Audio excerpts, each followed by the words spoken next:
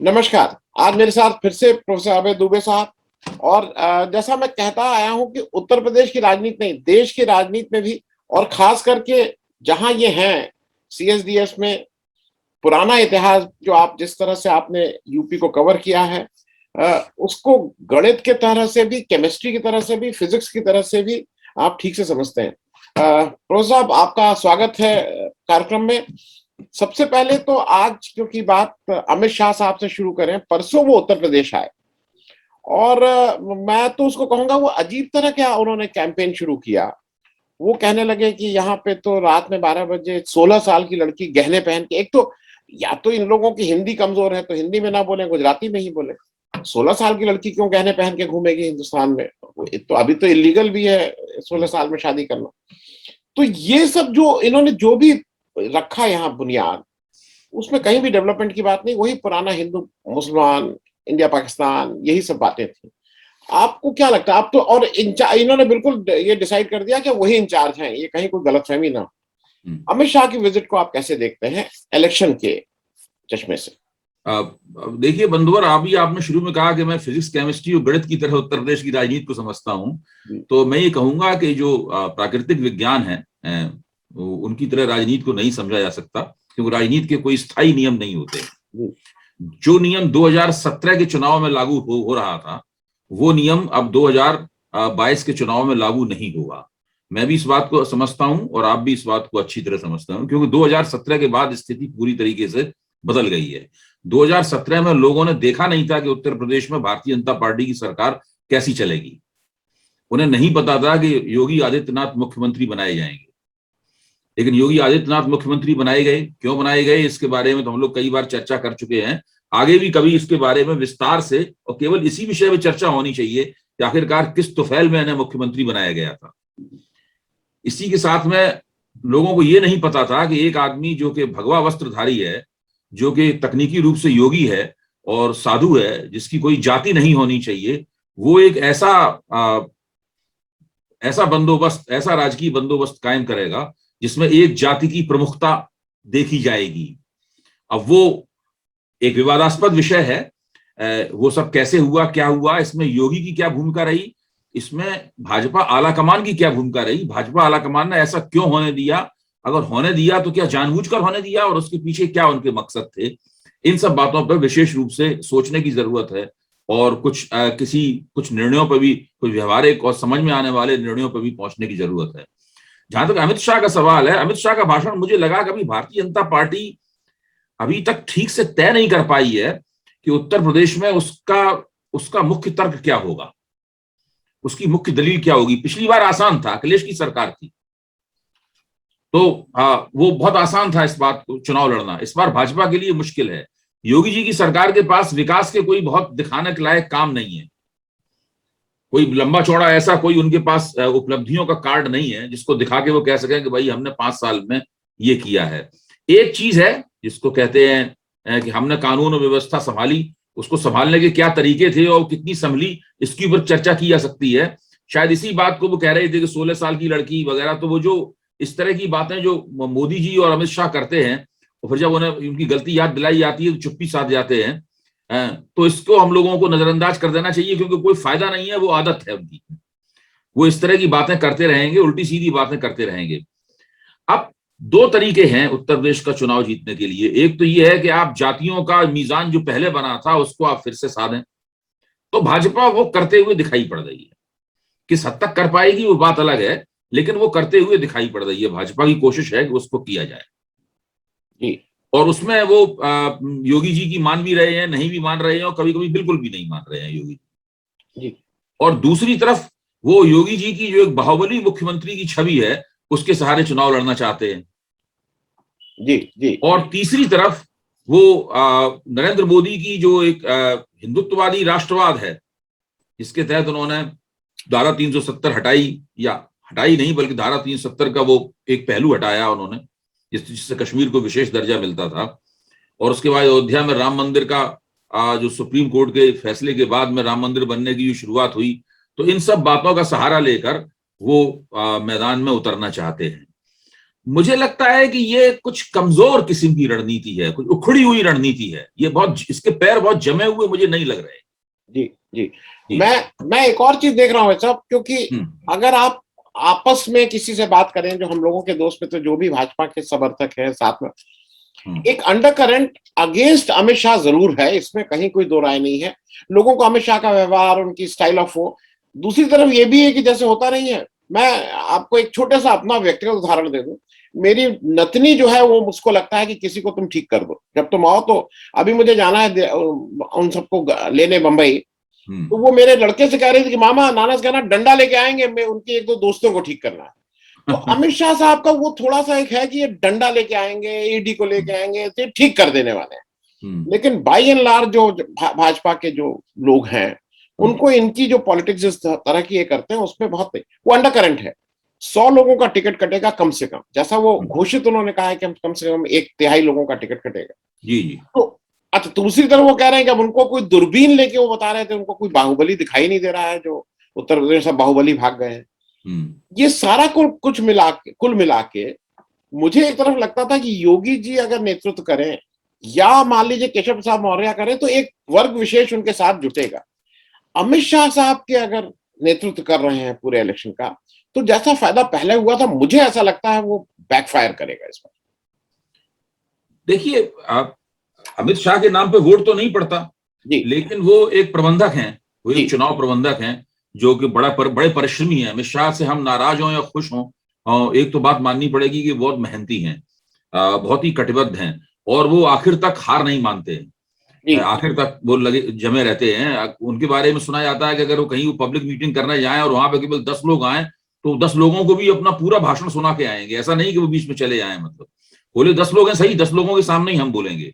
तो ये जो एक पुराने समाजवादी तो नहीं थे, ऐसा कभी कभी ये जो एक मानस है, ये एक खास तरह का मानस है जो कि सब लोगों के पास नहीं होता। तो वो एक खास, एक बहुत ही विशिष्ट तरह के राजनीतिक प्रबंधक हैं, और कई जगहों पे उनका प्रबंधन कामयाब हुआ है और कई जगहों पे उनका प्रबंधन नाकाम हुआ है। दिल्ली में 2 बार राजनीतिक प्रबंधन करके भाजपा को चुनाव नहीं जिता पाए वो। 2015 में बिहार में उन्हीं का पूरा राजनीतिक प्रबंधन था। वो एक 5 स्टार होटल में रहते थे और वहां पे भाजपा दिन रात वहीं पड़े रहते थे, लेकिन वहां भी वो नाकाम रहे। लेकिन कई जगहों पे वो कामयाब भी हुए हैं, और उनकी कामयाबी भी बड़ी भव्य है और उनकी नाकामियां भी बहुत भव्य हैं। तो वो अब उत्तर प्रदेश में इस बार क्या होगा, ये सब देखने की बात है। अब जो प्रधान साहब को भेजा गया है, वो प्रधान साहब को भेजा गया है ताकि क्योंकि वो जातियों का समीकरण फिट करें। जी जी। उसके बाद में हिंदुत्व का समीकरण उसमें फिट करने के लिए अमित शाह साहब आए हैं। और योगी की एकमात्र उपलब्धि है जो योगी जी मानते हैं या उन कही जा सकती है कि भाई उन्होंने कुछ जराइम पेशा लोगों के दिल में कुछ डर पैदा किया है, उनकी टांग में गोली मार दी जाएगी ऑपरेशन लंगड़ा के तहत, या उनको गोली ही मार दी जाएगी, या उनको समर्पण करके जेल में जाना पड़ेगा। इस प्रकार का जो पूरा माहौल उन्होंने बनाया है, इसका लाभ वो उठाना चाहते हैं। देखिए, कानून व्यवस्था का मसला बहुत महत्वपूर्ण है जी। अगर उत्तर प्रदेश के मतदाताओं के एक हिस्से के मन में ये बात है कि योगी जी की सरकार की वजह से वो ज्यादा सुरक्षित महसूस कर रहे हैं, तो ये योगी जी के पक्ष में बात जाती है। इस बात को हमें मानना पड़ेगा। हो सकता है कि पिछले दिनों वो भावना कमजोर हुई हो, लेकिन अगर कभी पिछले 5 साल में ये भावना बनी है कहीं ना कहीं, तो उसका लाभ भारतीय जनता पार्टी को अवश्य मिलेगा जी। लेकिन इस लाभ को प्रतिसंतुलित करने वाले कारक बहुत हैं। उसका सबसे बड़ा कारण यह है कि योगी जी ने जिस तरीके से सरकार चलाई है, उससे भाजपा का जो सामाजिक गठजोड़ है वो बिगड़ गया है जी। किसान आंदोलन ने पश्चिमी उत्तर प्रदेश में बिगाड़ दिया है, और दूसरी जगहों पर योगी जी की सरकार चलाने की शैली ने बिगाड़ दिया है। इसीलिए मैं कह रहा हूं कि जो नियम 2017 में लागू होता था वो 2022 के ऊपर लागू नहीं होगा। और अगर उत्तर प्रदेश सरकार के जरिए ही नरेंद्र मोदी की 2024 की जीत पक्की हो, उत्तर प्रदेश के चुनाव के जरिए ही पक्की हो सकती है, तो मुझे लगता है कि नरेंद्र मोदी की 2024 की जीत जो है वो कुछ थोड़े बहुत संकट में दिखाई पड़ती है। मैं एक चीज और, एक नया डेवलपमेंट में एक पार्टी वाइज जरा आपसे बात कर लूंगा। एक अभी ओम प्रकाश राजभर जी ने एक मऊ में अपनी पार्टी की मीटिंग की, और वो उनकी थी, और उन्होंने साफ साफ ऐलान किया था कि भाई इसमें समाजवादी पार्टी के जो अध्यक्ष हैं वो उनके मुख्य अतिथि हैं, लेकिन साथ में समाजवादी पार्टी के लोग इसमें ना आए। मैं केवल अपना वो कर रहा हूँ, इनका एक तरह से वेलकम कर रहा हूँ, स्वागत कर रहा हूँ, और वहां पे घोषणा भी हो गई। वो क्या और अब अखिलेश जी काफी बाहर निकलना शुरू कर दिए, रोज रैली कर रहे हैं, कहीं ना कहीं घूमना शुरू कर दिए। और माहौल जो जो जितनी मेरे पास जिन लोगों से मैं बात कर रहा हूँ, माहौल बिल्कुल अखिलेश जी के पक्ष में होता हुआ दिखाई दे रहा है। आपको क्या है, ओम प्रकाश राजभर जी का साफ साफ ऐलान कर देना, लगता है कि चीजें ठीक हो रही हैं अखिलेश यादव जी के पक्ष में? देखिए, भारतीय जनता पार्टी के अंदर एक योगी आदित्यनाथ विरोधी लॉबी है, और जो एक मजबूत लॉबी है, जी खुलकर कभी कभी कभी कभी बोलती है, लेकिन आमतौर पर चुप रहती है। और उसे उम्मीद है कि किसी तरीके से वो उसका खेल दोहरा है।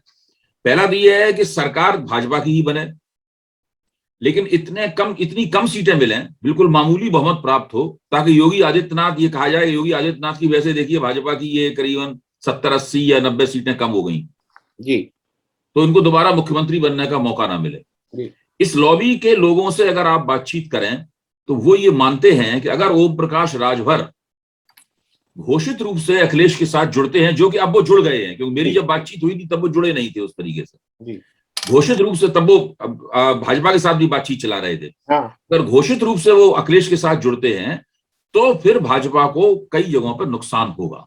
जी कितना नुकसान होगा इसका कोई बैरोमीटर नहीं है किसी के पास, जी लेकिन नुकसान होगा। हाँ, लेकिन जहां जहां मैंने देखा, क्योंकि मैं अभी एक 22 की बहस कर रहा हूं, एक कार्यक्रम जहां पे भी सपा और कांग्रेस का गठबंधन था 2017 में, उसमें काफी जगहों पे, मतलब मैं कहूंगा 90% से ऊपर सपा ही सेकंड रही थी।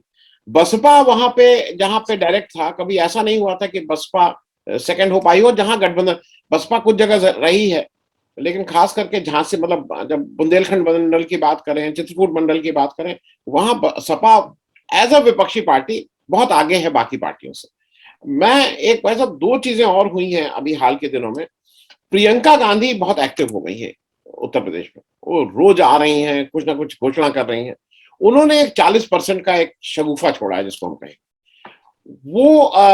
वो हो सकता है, जैसा मुझे लग रहा है कि ग्राउंड पे उनका संगठन नहीं है, तो उनको शायद उसका फायदा ना मिले।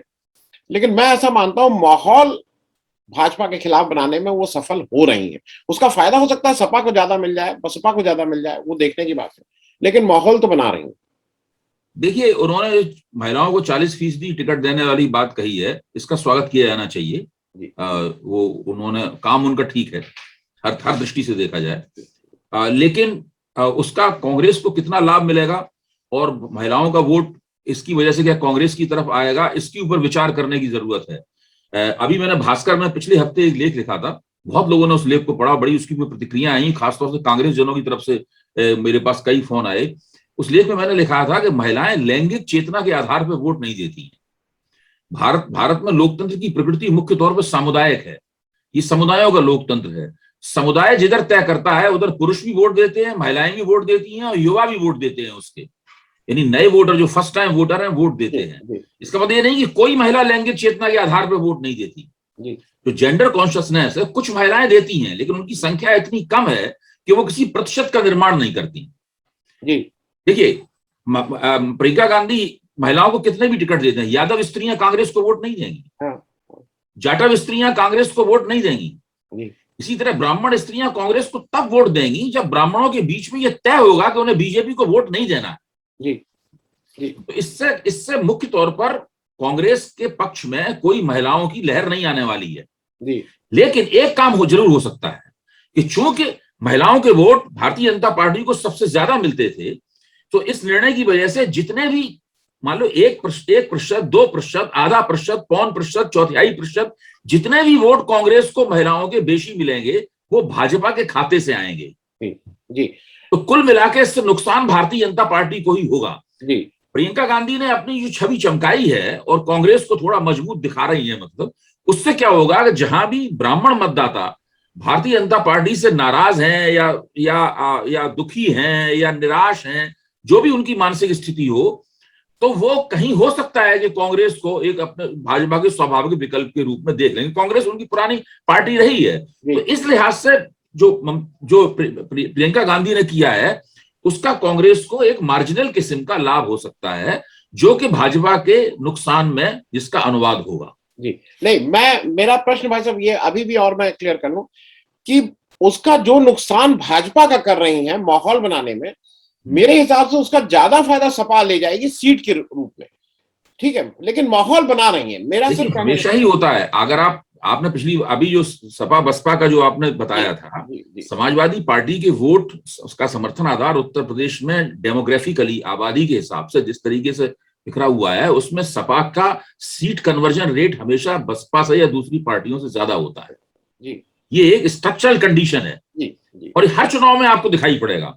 जी जब सपा खराब प्रदर्शन तस्वीर करती है जी तब भी आप देखिए उनके उम्मीदवार दूसरे नंबर पे होते हैं या तीसरे नंबर पे भी होते हैं, तब भी उनको वोट काफी मिल रहे होते हैं। जी तो उनका जो सीटों का कन्वर्जन यानी जीत की दर जो है उनकी, उनके उम्मीदवारों की हमेशा बहुत अच्छी होती जी है सपा की। तो जी ये सपा के साथ एक स्वाभाविक, जिस तरह का उनका सामाजिक आधार है, मुसलमान उनके साथ रहते हैं, यादव उनके साथ रहते हैं, कुछ अन्य बैकवर्ड जातियां भी उनका साथ देती हैं, तो इस तरह से सपा को हमेशा ही सपा इस मामले में फायदे में रहती है। जी अब यहाँ पे अगर भारतीय जनता पार्टी को अगर थोड़ा भी नुकसान होता है, मैं कहता हूँ बिल्कुल मार्जिनल नुकसान होता है, अगर चट्टान में से मान लीजिए एक छोटी सी किरच ही प्रियंका गांधी के प्रयास उसमें से तोड़ लेते हैं, तो सपा को मिलने वाला फायदा अपने आप बढ़ जाएगा।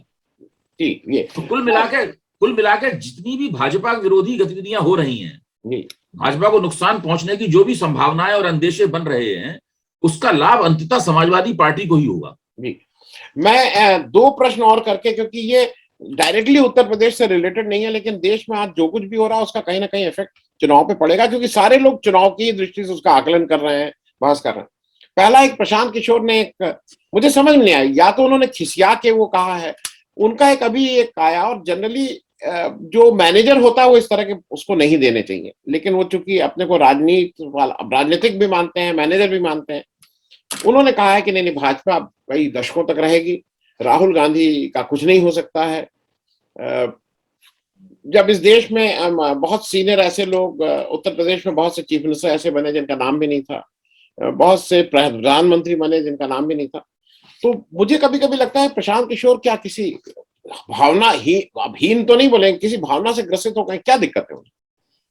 देखिए मुझे नहीं मालूम है, लेकिन मोटे तौर पे समझ में आता है कि वो चुनाव प्रबंधक, एक बहुत जबरदस्त और सफल चुनाव प्रबंधक की स्थिति से निकलकर वो राजनीति में सक्रिय हिस्सेदारी करना चाहते हैं, एक बड़ी जिम्मेदारी का पद कहीं से प्राप्त करना चाहते हैं।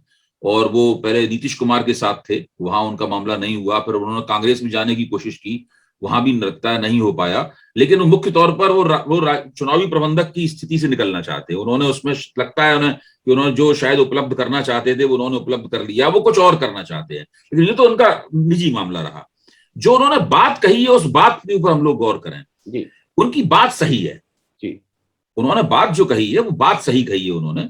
देखिए भारतीय जनता पार्टी कल अगर चुनाव हार भी जाती है तो वो हिंदुत्व की राजनीति की पराजय नहीं है, वो राष्ट्रीय स्वयंसेवक संघ की पराजय नहीं है। ये मैं इस आधार पर कह रहा हूं कि 2004 में और 2009 में कांग्रेस चुनाव जीती थी, उस वक्त भी हिंदू वोट, आंकड़े बताते हैं, लोकनीति के आंकड़े बताते हैं, उस वक्त भी हिंदू वोट भारतीय जनता पार्टी के पक्ष में कांग्रेस के बनस्पत ज्यादा गोलबंद हो रहे थे, हैं? यानी हिंदू गोलबंदी कांग्रेस की जीत के वक्त भी भाजपा के पक्ष की तरफ झुकी हुई थी। और अब तो भाजपा के हार जाने पर भी ये नहीं मानना चाहिए कि कोई भाजपा का जलूस निकल जाएगा या उसका सफाया हो जाएगा और दोबारा ऐसे सीपीएम की पश्चिम बंगाल में स्थिति हुई वैसी स्थिति भाजपा की होने वाली है। ये सब बिल्कुल गलतफहमी है। हिंदू बहुसंख्यकवाद देश की राजनीति में लगभग स्थायी स्थिति प्राप्त कर चुका है जी, और उसको अपने उस मुकाम से भाजपा की पराजय नहीं हटा सकती। हो सकता है कि भाजपा एक बार हारे तो अगली बार और भी ज्यादा बड़े बहुमत से सत्ता में लौटे। तो इस लिहाज से उन्होंने इस रुझान की तरफ इशारा किया है, उसको समझना चाहिए और उसको मुझे लगता है सब पार्टियां समझती भी हैं।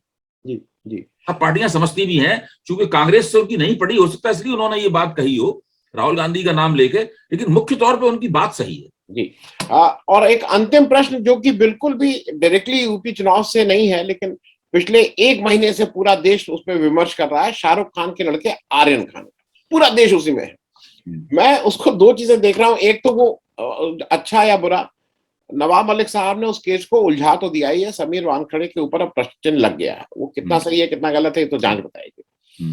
दूसरी बात मुझे ये लगा कि बॉलीवुड, एक फर्क मैंने इस बार देखा कि पूरा बॉलीवुड जो था वो बट नहीं पाया, चुप रहा, और जहां जिससे हो सका वो खड़ा हो गया शाहरुख खान के पीछे। अब उसका जो कारण रहा हो, क्योंकि जैसे जूही चावला को जाके कोई जमानत लेने की जरूरत नहीं थी, बहुत लोग थे, लेकिन वो एक संकेत दिखाता है कि नहीं बॉलीवुड है। अनुराग कश्यप, मिक्का सिंह, सोनम कपूर, ये सब हिंदू एक्टर्स की मैं बात कर रहा हूँ जो जो बिल्कुल इस समय उनका साथ दिए। आपको क्या, और इसको हिंदू मुस्लिम करने की कोशिश की गई थी, इसमें कहीं कोई दो राय नहीं। इसका चुनावी भी कहीं कुछ असर पड़ेगा? देखिए मुझे तो लगता है, मैं तो इसमें शाहरुख खान की तारीफ करूंगा। एक अभिनेता के तौर पे मैं उन्हें बहुत ज्यादा नंबर नहीं देता। फिल्म स्टार वो बहुत बड़े हैं, कामयाब, बहुत असाधारण रूप से कामयाब हैं।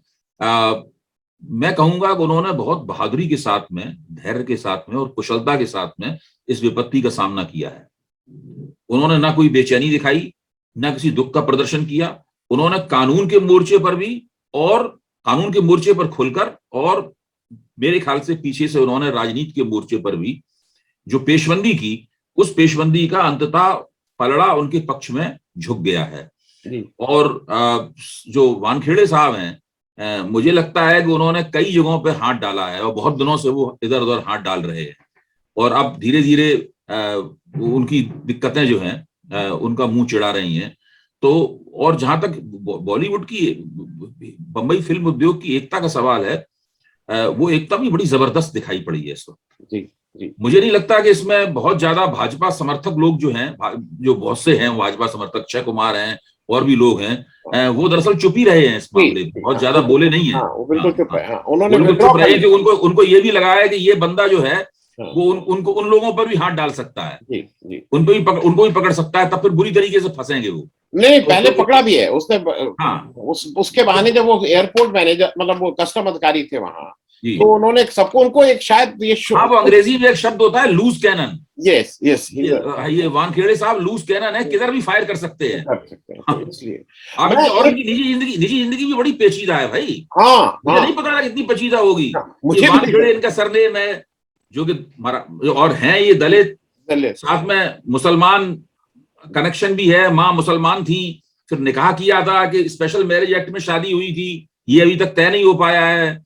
फिर कहाँ क्या हुआ था, दाऊद नाम कहाँ से आया, बड़ा पंगा है भाई इनकी जिंदगी में। नहीं, और एक सबसे अजीब सी चीज ये थी कि इनकी पत्नी, पहली पत्नी मुसलमान थी। बच्चे हो जाने के बाद, देखिए मैंने एक अपने शो में कहा था, मैं तो जिस समाज से आता हूँ, एक बार शादी हो जाए और बच्चा हो जाए, तब तो हमारे समाज में अगर कोई छोड़ता है अपनी बीवी को तो उसकी बड़ी वो बुराई होती है भाई, उसको बहुत खराब माना जाता है, उसको अच्छा आदमी नहीं माना जाता है। मैं चलते चलते एक अंतिम छोटा सा सवाल है वैसा, क्योंकि ये लेख मैंने बहुत ठीक से पढ़ा और मैं अभी उसको तुरंत मुझे याद नहीं आ रहा है, जिसमें एक खतरा लोग ये कह रहे हैं कि अगर इस तरह का जोर जबरदस्ती आप बॉलीवुड में करेंगे तो बॉलीवुड हरदम प्रोटेक्शन मनी देता रहा है, गुंडे बदमाश उसको करे हैं, माफिया का जोर रहा है पिक्चर में, लेकिन सरकार इस तरह से कभी नहीं करती थी। ईडी, सीबीआई, अगर आप ज्यादा करेंगे तो लोगों को ये खतरा लग रहा है कि कहीं दुबई में बॉलीवुड के बहुत से लोग रिलोकेट अपने को न करें, जैसे बड़े बड़े उद्योगपति इस समय अपने को देश छोड़ रहे हैं, वो माने कोई चाहे ना माने। नवाब मलिक ने एक बात कही है, उसके ऊपर आप भी गौर कीजिए। उन्होंने कहा है कि ये सब इसलिए किया जा रहा है ताकि बंबई से लखनऊ की तरफ जो है वो फिल्म उद्योग का प्रस्थान हो। बहुत दिनों से योगी जी की भी योजना है कि ये लखनऊ में फिल्म उद्योग का एक बहुत बड़ा बने। एक बार एक कार्यक्रम भी उन्होंने किया था, तो वो एक पहलू हो सकता है इसके अंदर। और जहां तक दुबई का सवाल है, दुबई में तो बहुत से लोगों ने रीएलोकेट अपने आप को पहले से ही कर रखा है। उन्होंने नहीं, पत्रकारों ने भी कर रखा है, सेफोलॉजिस्ट ने भी कर रखा है। तो वो दुबई एक जगह है, दक्षिण अफ्रीका एक और जगह है जहां पर लोगों ने अपने आप को रीएलोकेट कर रखा है। तो ये सब प्रक्रियाएं चलती रहती हैं, लेकिन मुझे नहीं लगता है अभी फिलहाल लंबे अरसे तक कि बंबई फिल्म उद्योग बंबई छोड़ के जाने वाला है। और यहाँ पे मैं एक बात और साफ कर दूं, जो मैं कहना चाहता था, अगर आप सवाल पूछते तो मैं उसके जवाब में यही बात कहता। एक विश्लेषण आया है, इस विश्लेषण में कहा गया है कि अब भाजपा ने तय कर लिया है कि उत्तर प्रदेश का चुनाव उसे अब हिंदू मुसलमान राष्ट्रवाद और हिंदुत्व के नाम पर चल लड़ना है। इसीलिए वो योगी जी को उन्होंने मुख्यमंत्री बनाने की घोषणा की। योगी जी को मुख्यमंत्री बनाइए और नरेंद्र मोदी को प्रधानमंत्री बनाइए। इसमें एक एंगल ये भी है कि योगी जी को बता दिया है कि आपकी हैसियत मुख्यमंत्री से ऊपर की नहीं है, जी, आप प्रधानमंत्री बनने का ख्वाब छोड़ दीजिए। खैर ये तो सब बातें छोड़ दीजिए, लेकिन मैं नहीं मानता हूं कि 5 साल तक सरकार चलाने के बाद आप केवल राष्ट्रवाद और हिंदू मुसलमान के दम पर चुनाव जीत सकते हैं। उस सरकार की कामयाबियां या नाकामियां, वो जैसे कहते हैं नाई के बाल आगे आते हैं, वो जरूर आएंगे आगे, मतलब जी, उससे बचना मुश्किल होगा। जी, मैं समाप्त करने से पहले सिर्फ एक चीज कहूं, ये उत्तर प्रदेश में बहुत प्रयास हो रहा है कि यहाँ आए, लेकिन जब उत्तर प्रदेश जो फिल्म निगम या जो भी बना है फिल्म बंधु, उसके अगर चेयरमैन हमारे राजू श्रीवास्तव जी बनाए जाएंगे, तो जिस तरह के काम विधा से वो आते हैं, उसी तरह से ये भी हंसी का पात्र ही रहेगा उत्तर प्रदेश के सबने देखना कि यहाँ पे आएगा। तो बहुत बहुत धन्यवाद प्रोफेसर साहब आप ज्वाइन करने के लिए। आगे फिर हम लोग इस चर्चा को आगे बढ़ाएंगे। जरूर, बहुत बहुत शुक्रिया, बहुत बहुत शुक्रिया।